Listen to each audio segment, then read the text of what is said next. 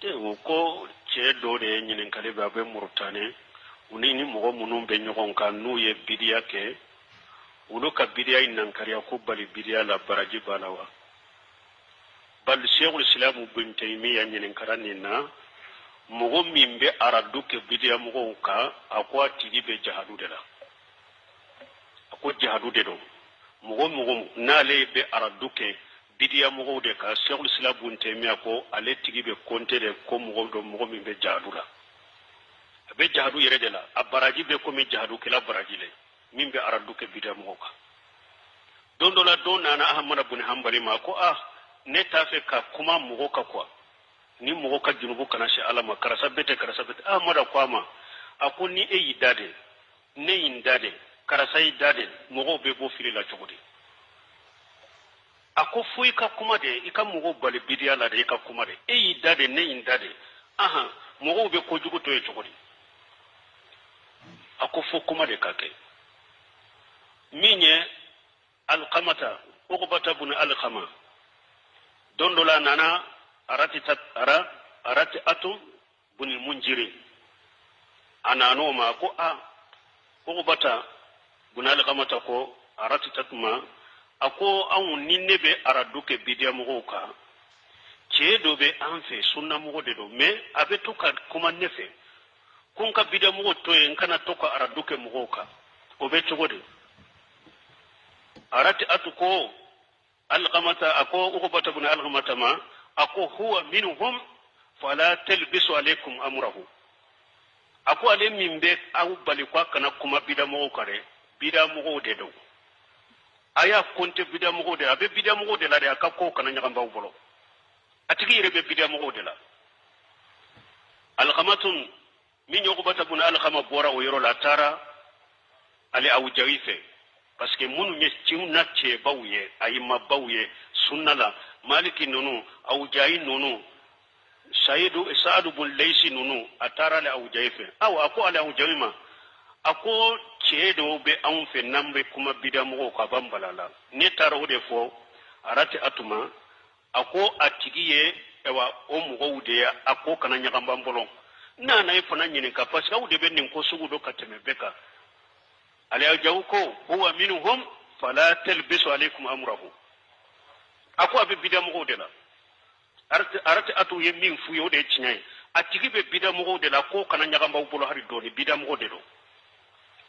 donc mugo be mugo bali de koy kana kuma bidia kay kana kuma bidamu kay re bidamu de menen e re be konte bidamu de la sino mun ne bu de famuna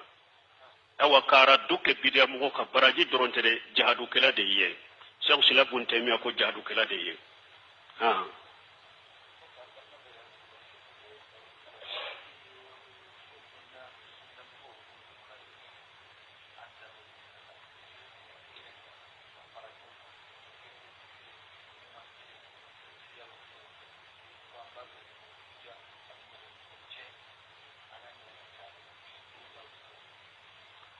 ko dobe kofe ko abe amerike ko ako munna ube ko yoro juma europe ko ako munna mali sinna mo tese kabbe ambe kabbe sunna ka ke kelenye ka bidia mo kele ka sunna sabati ko munno tese ka ke o min ba to tese ka ke lanyini chama de be mo la na ya soro ambe be kelende ka ni cire nye min fo wa alaikum bi sunnati wa sunnati al-khulafa ar-rashidin al-mahdiyyin abdu alayhi bin nawajid na yasru abebe ciden ka sunnaka alamma na haji salafu salih na yasru abebe o chogola la nyinu ye kelenye ngani yaw ye kelenye hadafu ye kelenye ambebe kelen kawo me ni jama fara la nyugonka ninkal la nyini ye de ne ka joyoro soro doro duguba de ne bora burusula kana fenyini de ani balo chogo nyini ani ka demba ya beteme chogo mi mbinka palasini minnate nin tora tinda bo cinya koro ala ta ciden ta ka palasi kana cinya mbolo do ta yenna nambe fen doni mun soro na furo tikula